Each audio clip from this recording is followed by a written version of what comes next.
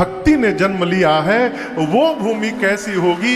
इसलिए मन में भाव जागृत हुआ कि एक बार मिथिला को देखना चाहिए। ये पहला कारण। दूसरा कारण आपसे निवेदन करूं, जब राम लक्ष्मण और मां जानकी वन में जा रहे थे तो वहां उस दृश्य को गोस्वामी तुलसीदास जी कहते हैं कि ये तीनों कैसे लग रहे हैं। आगे आगे राम जी, बीच में मेरी मां और सबसे पीछे लक्ष्मण भैया। गोस्वामी जी कहते हैं उभय बीच सिया सोहै कैसे। दोनों भाइयों के बीच में सीता जी कैसे लग रही हैं, जैसे ब्रह्मा जीव बीच माया जैसे मानो ब्रह्म और जीव के बीच में माया रहती है। ये माया का आवरण है, उसी प्रकार सीता जी हैं। और समझिए राम जी ब्रह्म है, राम ब्रह्म परमारथ रूपा, सीता जी माया है। श्रुति से तु पालक राम तुम जगदीश माया जानकी।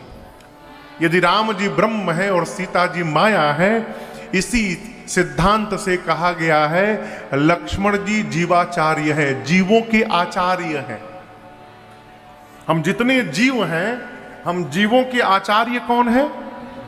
लक्ष्मण भैया। आप दर्शन करिएगा, राम जी जब मिथिला पहुंचे हैं तो भगवान के मेरे अलौकिक सौंदर्य का दर्शन करके जो जनक जी महाराज आकार को मिथ्या मानते थे, वो मेरे सरकार के आकार में फंस गए। जो जनक जी कहते थे कि भगवान ब्रह्म है, निराकार है, साकार को जो मिथ्या मानता था, वो जनक जी मेरे भगवान के आकार में अझुरा गए हो। और ये बात पूरी मिथिला में फैल गई कि दुई ऐसे राजकुमार आए हैं जिनको देखने के बाद जनक जी की मति हिरा गई थी। मिथिलावासी सोचने लगे वो कितने सुंदर होंगे हो, क्या हमारे भाग्य में उन लोगों का दर्शन लिखा हुआ है? हमारा वैसा भाग्य कहाँ। बड़े लोग हैं, जनक जी किसी विशेष अतिथि गृह में उनको स्थान दिए होंगे और वहीं से वो वापस चले जाएंगे। हमारे भाग्य में उनका दर्शन नहीं है। ये मिथिलावासियों का चिंतन है। अब आप दर्शन करिए, मिथिलावासी भी जीव हैं और इस तर्क के अनुसार उन जीवों के भी आचार्य लक्ष्मण भैया हैं। और आचार्य का काम जानते हैं क्या है? आचार्य यानी महात्मा। महात्मा का काम जानते हैं क्या है? ये जीवात्मा है और ये परमात्मा है। इस जीवात्मा और परमात्मा के बीच में जब तक कोई महात्मा नहीं आएगा तब तक इसका मिलन होने वाला नहीं है। महात्मा का कर्तव्य ही यही है, महात्मा का यही कार्य है, आचार्य का यही कार्य है कि जीव का भगवान से संबंध करावे, जीव का भगवान से मिलन करा दे। लक्ष्मण जी जीवाचार्य हैं, मिथिलावासियों के भाव को समझ गए। मिथिलावासी भगवान का दर्शन करना चाहते हैं। लक्ष्मण जी सोचे यदि हम मिथिला देखने का भाव प्रकट करेंगे तो मेरे साथ रघुनाथ जी तो जाएंगे ही, और भैया जाएंगे तो मिथिलावासियों को भी प्रभु का दर्शन सहज प्राप्त हो जाएगा। इसलिए उन्होंने मिथिला में जाने का भाव प्रकट नहीं किया, मन में रख गए। गोस्वामी जी कहते हैं राम जी के संकोच से और गुरु जी के भय से प्रकट नहीं किए। बाबा कहते हैं कि प्रगटन कहीं मन ही मुस्काई। अब कल्पना करिए, कथा चल रही है, तीन लोग बैठे हैं, दो सुनने वाले और एक सुनाने वाले, और उन दो में से एक श्रोता बैठकर गुरु जी कथा सुना रहे हो और श्रोता बैठकर मन ही मन मुस्कुराएंगे तो भाई कोई सोचेगा ना क्या बात है, आप क्यों मुस्कुरा रहे हैं। राम जी सब जान गए और राम जी गुरु जी से हाथ जोड़कर बोले, गुरुदेव भाई साहब का मन कथा में नहीं लग रहा है। नाथ लखन पुर देखन चाहे, प्रभु सकोच डर प्रगट न करहि। प्रभु ये लक्ष्मण जी नगर देखना चाहते हैं गुरुदेव, आपके संकोच के मारे प्रकट नहीं कर पा रहे हैं। यदि आप आज्ञा मुझे दे देंगे तो मैं लेकर जाऊंगा। अनगर दिखाए तुरंत ले आओ, मैं लेकर जाऊंगा, नगर दिखाऊंगा और दिखाकर तुरंत ले आऊंगा वापस। किसने कहा? राम जी ने।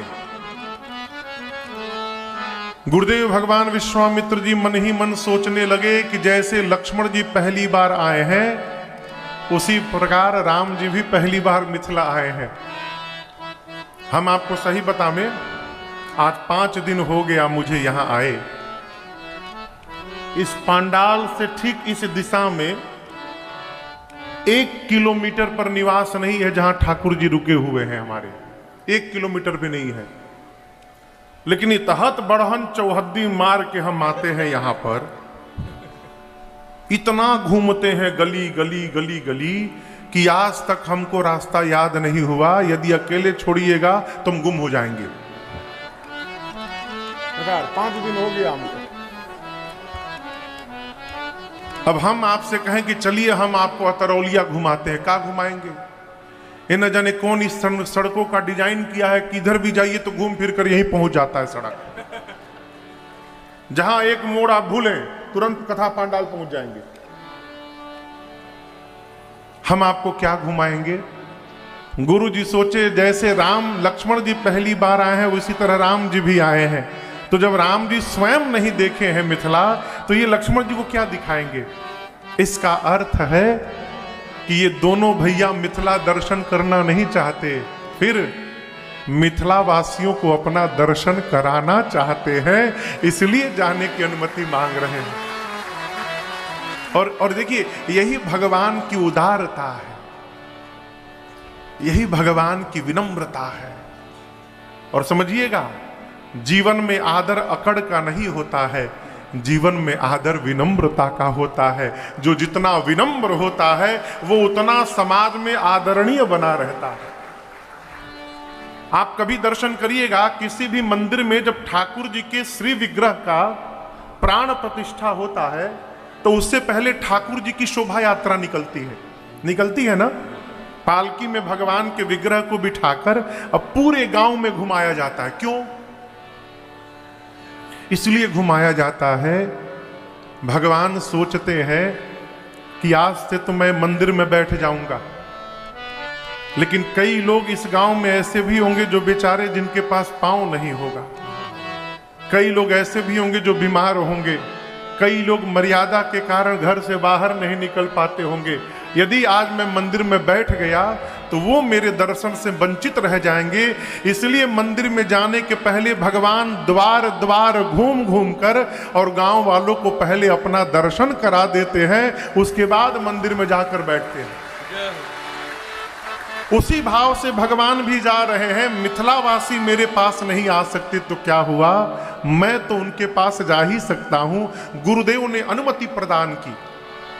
जाय देखी आवहु नगर, सुख निधान दो भाई, करहु सुफल सबके नयन, सुंदर बदन देखा। गुरुदेव ने अनुमति प्रदान की।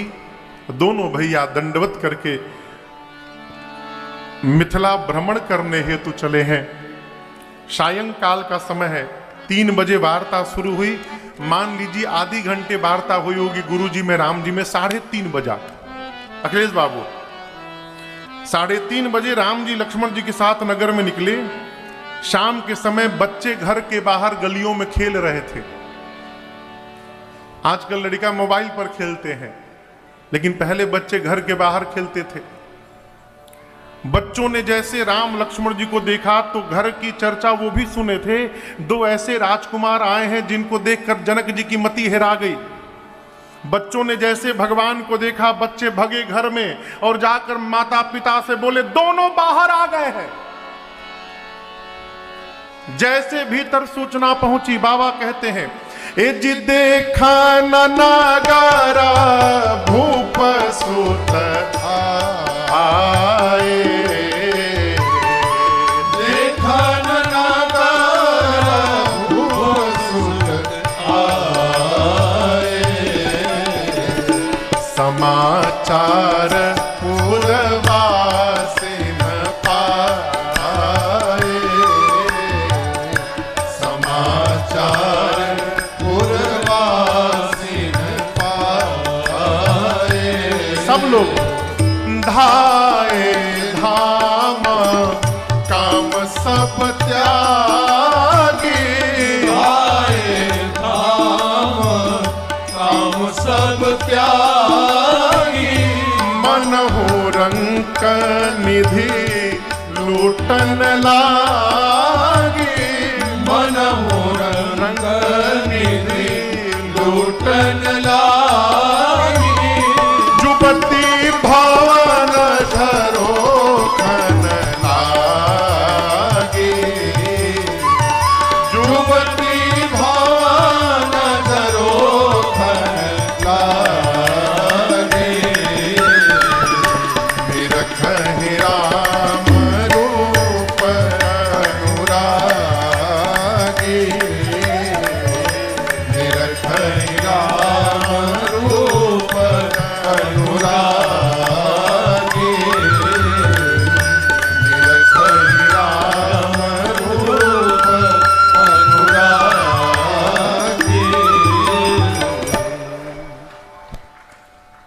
गोस्वामी जी कहते हैं जैसे मिथिला वासियों को सूचना मिली, सारे लोग पागल की भांति दौड़ पड़े।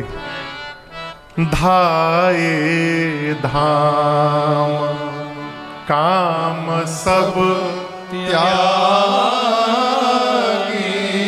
कैसे मानो मनहु रंक निधि लूटन लागी।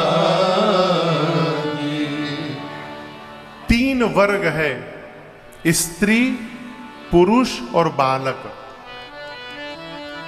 जो पुरुष वर्ग है वो घर के बाहर पागल की भांति दौड़ा है भगवान को देखने के लिए।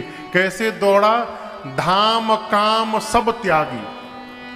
ये प्रसंग कहता है कि घर के बगल में आस पास में भगवान के किसी मंदिर का प्राण प्रतिष्ठा हो, विग्रह का, अथवा कोई महात्मा आ जाए, महापुरुष आ जाए, तो कितना भी बड़ा काम क्यों न हो, काम को थोड़ी देर के लिए छोड़कर और जाकर दर्शन करके जीवन को कृतार्थ करना चाहिए। ये सूत्र है। काम तो हमेशा करना है। वो क्या, बनारस में एक दुकान वाले भैया ने सूत्र लिखा है, जब तक है जिंदगी फुर्सत न होगी काम से, कुछ वक्त कुछ समय ऐसा निकालो प्रेम कर लो श्री राम से। ये सूत्र है उनका। पुरुष लोग घर के बाहर भागे, माताएं सखियां घर के छतों पर भागी। अब यहां दर्शन करिए, पुरुषों को लग रहा था कि जहां राम जी हैं वहां हम जाकर दर्शन करेंगे। भाई आप जहां चाहें वहां जाकर दर्शन कर सकते हैं, माताएं नहीं जा सकती। सखियां जानती हैं कि हम मर्यादा के कारण घर के बाहर नहीं जा सकते, तो वो घर के छतों पे जाके खड़ी हो गई। अब यहां आप इस प्रसंग का भाव समझिए। जिस मनुष्य को अपने पुरुषार्थ पे यदि विश्वास है, अखिलेश बाबू, अपने पुरुषार्थ पर विश्वास है, तो वो अपने पुरुषार्थ के बल से भगवान को प्राप्त कर ले, कोई बुरी बात नहीं। लेकिन जिसको पुरुषार्थ पर विश्वास नहीं है, उसको उदास होने की आवश्यकता नहीं है। वो भगवान पर छोड़ दे कि प्रभु हम आपके पास नहीं आ सकते हैं तो क्या हुआ, आप तो हमारे पास आ ही सकते हैं। अब जब आपकी इच्छा हो आ करके हमको दर्शन दीजिएगा, हम आपके भरोसे खड़े हैं नाथ।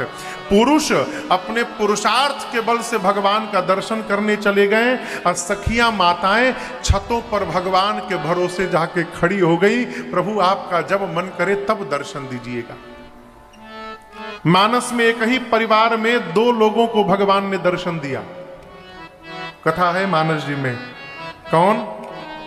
एक स्वयंभू मनु महाराज है, उनको भगवान ने दर्शन दिया, और उनके पौत्र को, पौत्र बोलते हैं ना पोते को, उनके पौत्र हुए कौन? ध्रुव जी महाराज। ध्रुव जी को जानते हैं ना? ध्रुव जी को भगवान का दर्शन मिला, लेकिन दोनों दर्शन में बड़ा अंतर है। दादाजी को भगवान का दर्शन प्राप्त करने में 23,000 वर्ष लग गए। कितना साल? 23,000 वर्ष मनु जी और शत्रुपा मैया नैमिषारण्य में तपस्या किए, तब भगवान का दर्शन मिला। और उनके पोते को 5 महीने में दर्शन मिल गया। क्यों? उसने तपस्या नहीं की, वो भगवान के सहारे बैठ गया था। और दादाजी तपस्या में लगे थे, हम तपस्या करके दर्शन प्राप्त करेंगे।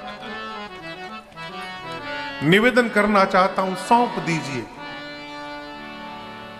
अरे सारे जहां के मालिक, अब तेरा ही आसरा है। सारे जहां के मालिक, आत्मसमर्पण कर दीजिए। प्रभु हम आपकी शरण में हैं। अवध बिहारी हो, अरे अवध बिहारी हो, हम आए शरण तिहारी। अवध बिहारी हो, आए शरण तिहारी। महिमा भारी हो, आए शरण तिहारी हो, आए शरण तिहारी। अरे कनक बिहारी हो, हम आए शरण तिहारी। कन्हैया के भगत क्या गाएंगे?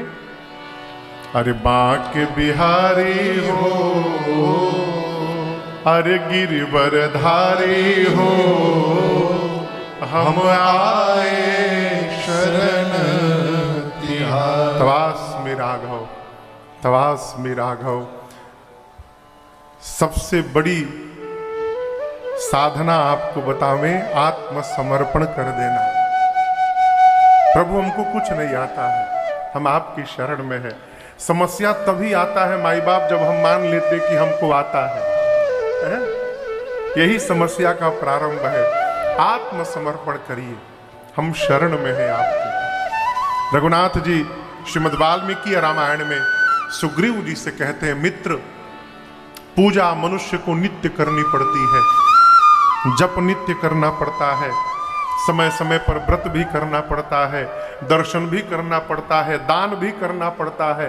परंतु एक कार्य ऐसा है जो मनुष्य जीवन में केवल एक बार कर दे, एक बार जीवन में वो कार्य कर दे, उसके बाद मैं उस मनुष्य की जीवन भर रक्षा करता हूं। ये मेरा व्रत है और वचन है। वो कौन सा कार्य है? भगवान के सामने जाकर और दोनों हाथों को ऊपर उठाकर केवल एक बार कहना है, प्रभु आज तक संसार में भटक लिया, अब आज के बाद मैं आपकी शरण में आ गया हूं। प्रभु मैं आपका हो गया हूं, इतना केवल कहना है। पूरे संसार पर भरोसा करके देख लिया हमने, आपने। एक बार मेरे रघुनाथ जी पर भरोसा करके देख लीजिए, फिर पता चलेगा। है माताएं भगवान के भरोसे खड़ी हो गई। रघुनाथ जी आए हैं, छत पर खड़ी सखी आपस में वार्ता करती हैं। सखी इनको एक बार देखो, ऐसा लगता है कि ये करोड़ों करोड़ों कामदेव पर विजय प्राप्त कर लिए हो। कितने सुंदर हैं, ब्रह्मा जी इतने सुंदर लग रहे हैं। एक सखी ने कहा दिमाग ठीक है, ब्रह्मा जी के 4 मुख हैं, इनके पास तो एक ही मुख दिखाई दे रहा है। तो एक सखी ने कहा विष्णु भगवान इतने सुंदर होंगे। एक ने कहा उनके 4 भुजाएं हैं, इनके पास केवल 2 ही भुजाएं दिख रही हैं। एक सखी ने कहा शंकर भगवान कैसे रहेंगे? जय जय जय जय। ब्रिजेश भी आए हैं? ब्रिजेश भैया, अच्छा, अब कल अपने लोग आए हैं। हमारे पूज्य महाराज श्री के मित्र हैं भैया, मऊ से परम आदरणीय श्री विमल कुमार श्रीवास्तव जी। जय जय।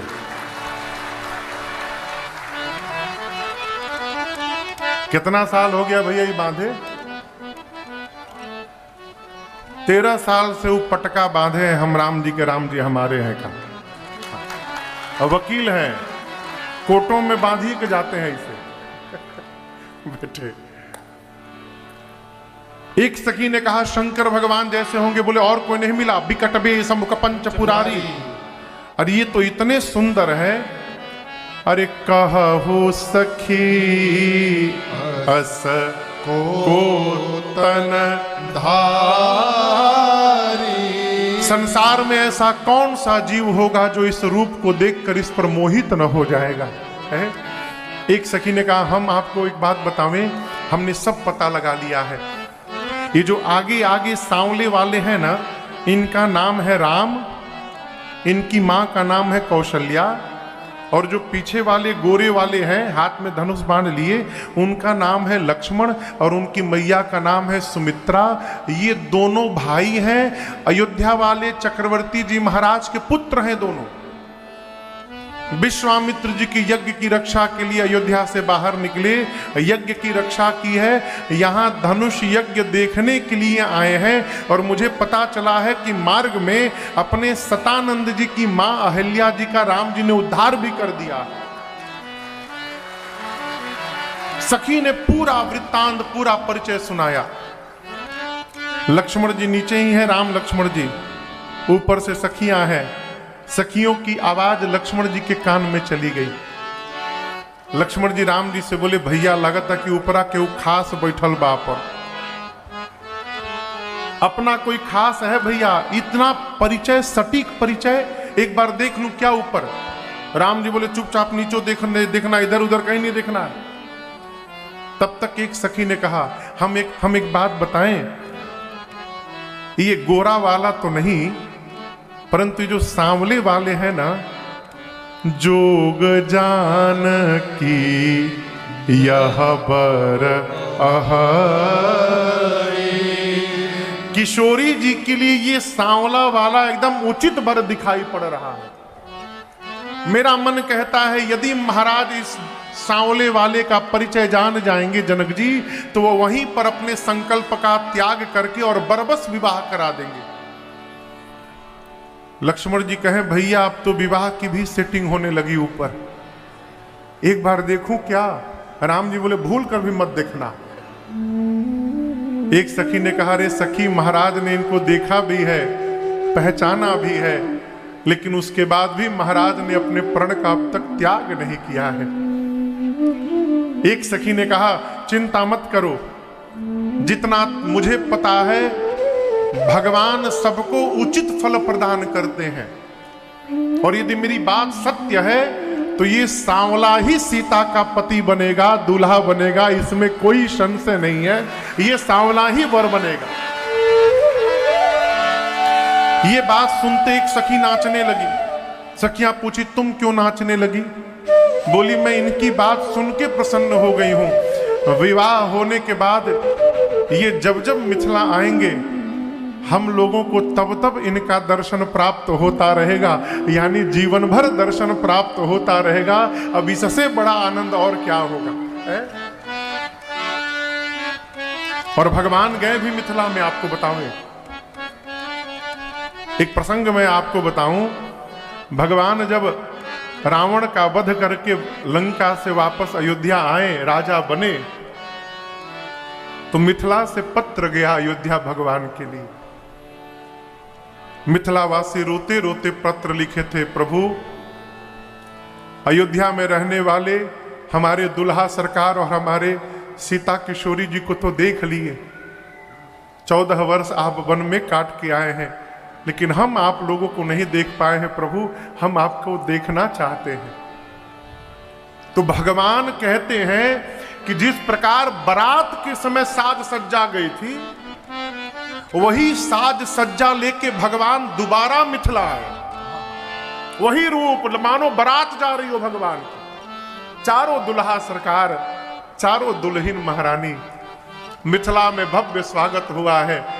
चारों भैया बैठे हैं, सीता मैया बैठी हैं, सखियां बैठी हैं, और सखियां भगवान को देखकर कहने लगी, अरे जैसन पहुना हमार ओइसन के करा कहीं, जैसन जीजा हमार ओइसन के करा कहीं। नैख केहू तीन लोक 14 भुवन में, नैख केहू तीन लोक 14 भुवन में, दोबरी बरोबरी न पसंगा न कण में, दोबरी बरोबरी न पसंगा न कण में। मन में होखे इनके संगे संगे लागल रही, जैसन पहुना हमार ओइसन के करा कहीं। कपटी कुराही कोल भील बनवासी, कपटी कुराही कोल भील बनवासी। हो गईल हरिजन सिया राम के उपासी, हो गईल हरिजन सिया राम के उपासी। कहे लगलन कि ए बबुआ रही जायही, जैसन पहुना हमार ओइसन के करा कहीं। ये इस महापुरुषों ने भाव लिखा है। सखी नाचने लगी कि विवाह के बाद जब जब ये मिथिला आएंगे, हम लोगों को उतनी बार इनका दर्शन प्राप्त होगा, अब इससे अधिक आनंद और जीवन में क्या होगा। तब तक एक सखी ने संशय प्रकट कर दिया। क्या? देखिए, हर समिति में एक दो निगेटिव बात करने वाले लोग होते हैं। जित भाई कोई अपने ऊपर नहीं लेगा इस बात को। हर घर में, हर समिति में, हर ग्रुप में एक दो निगेटिव माइंड वाले लोग होते हैं। उनके काम है खाली नकारात्मक बतियाना। कथा नाद है अखिलेश बाबू, कई लोग मिले होंगे, कहां आफत में फरी गए आप। 25 लाख महाराज दक्षिणा लेते हैं। कहा था किसी ने आपसे ये बात? अब सुनिए, हमको जी कल रात को बताए। हर जगह निगेटिव बतियाने वाले लोग हैं, उनका काम ही है ऐसा बता दे आपको कि आप अपने काम से पीछे हट जाए। इस ग्रुप में सखियों के एक सखी ने कहा, इतना ख्याली पुलाव आप लोग पका रही हैं। बोली है एक सखी, राम को देख कर रच दिए हैं विधाता ने जोड़ी सुघर, रच दिए हैं विधाता ने जोड़ी सुघर। पर ये धनुष कैसे तोड़ेंगे हैं बारे कुंवर, छोटे हैं धनुष कैसे हिलाएंगे। मन में शंका बनी रह गई, ये राम जी धनुष कैसे तोड़ेंगे हमारे कुंवर, कैसे तोड़ेंगे। अंतिम सखी ने इसका उत्तर दिया, बोली आखिरी सखी छोट देखन में है, पर चमत्कार इनका तू नहीं जानती, पर चमत्कार इनका तू नहीं जानती। एक ही बाण में ताड़का राक्षसी, बस एक ही बाण में ताड़का राक्षसी। उठ सकी ना पड़ी कि पड़ी रह गई, एक ही बाण में ताड़का राक्षसी। उठ सकी ना पड़ी कि पड़ी रह गई, एक ही बाण में ताड़का राक्षसी। एक ही बाण में ताड़का राक्षसी। उठ सकी ना पड़ी कि पड़ी रह गई, एक ही बाण में, एक ही बाण में, एक ही बाण में ताड़का राक्षसी। सखी ने कहा, क्या बात करती हो, जिसने एक बाण में ताड़का को समाप्त कर दिया, सुबाहु को समाप्त कर दिया, जिनके चरणों की रज से अहिल्या जी को सदगति प्राप्त हो गई, वो क्या शिव के पिनाक को तोड़े बिना रहेंगे? मेरी बात मानो, जिन ब्रह्मा जी ने सीता जी को बनाया है, उन्हीं ब्रह्मा जी ने विचार करके इस सांवले को भी बनाया है। दूल्हा तो ये सांवला ही बनेगा, इसमें कोई संशय नहीं है। ये प्रसंग कहता है, किसी भी व्यक्ति से इसी प्रकार की वार्ता की जाए कि उसका मनोबल बढ़ जाए। किसी व्यक्ति ने कोई निर्णय लिया तो उसके मनोबल को बढ़ाने का प्रयास करिए। ऐसा न बता दीजिए कि वो पीछे भागी जाए। असंभव दुनिया में कुछ नहीं है माई बाप। यदि राजन राम कथावाचक बन सकता है तो दुनिया में कुछ भी संभव हो सकता है, केवल करने वाला चाहिए। आगे बढ़िए। सखियां अपना मंगल भाव प्रकट करती हैं। राम जी कहां हैं? हाँ, नीचे है कि ऊपर है? नीचे है। सखियां कहां हैं? राम जी हमारे बड़े सीधे हैं। तनिका देगी रघुनाथ, तनिका देगी रघुनाथ, तनिका देगी रघुनाथ। सखियां प्रार्थना करती हैं, प्रभु थोड़ा सा देख लीजिए। राम जी नहीं देखे। जब राम जी नहीं देखे तो एक सखी बोली, बहुते ढीठ है वो, मारो चला के अभी देखेंगे, कुछ चलाओ अभी ऊपर। एक सखी ने कहा, दिमाग ठीक है, कितने कोमल है, ध्यान से देखो तो पता चलेगा। नवकंज लोचन कंज मुख पद कर कंज पद कंजारुणम, नवकंज लोचन, कमल के समान इनकी आंखें हैं। कंज मुख, कमल के समान मुख है। करकंज, कमल के पंखुड़ियों के समान हाथ की लालिमा है। पदकंजारुणम, इनके पांव भी कमल के पुष्प जैसे कोमल हैं। सिर से पांव तक कोमल हैं, चलाओगी तो चोट नहीं लगेगा। उसने कहा, हम पाथर चलाने के लिए थोड़ी कह रहे हैं, पुष्प जैसे कोमल हैं तो इन पर पुष्प चला के मारो, पुष्प के गिरने से चोट भी नहीं लगेगी। और जैसे देखने का प्रयास करेंगे कि पुष्प आ कहां से रहा है, सिर ऊपर करेंगे और हम लोगों को इनका दर्शन प्राप्त हो जाएगा। ऐसा विचार करते सारी सखियां हियहर सही बरसही सुमना।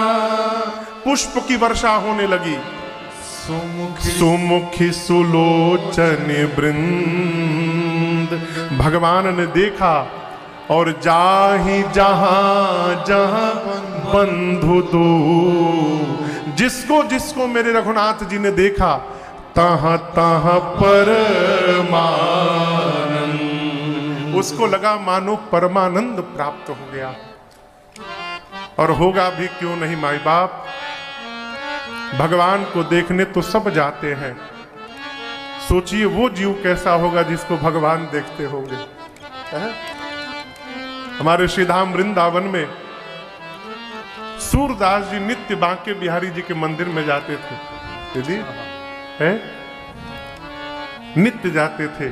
जाके मंदिर में प्रवेश करके कोने में खड़े हो जाते थे। किसी दिन किसी भक्त ने कहा कि सूरदास जी आप तो अंधे हैं, आपको तो दिखाई भी नहीं देता है, क्या करने रोज मंदिर में आते हैं। सूरदास जी बोले मैं अंधा हूं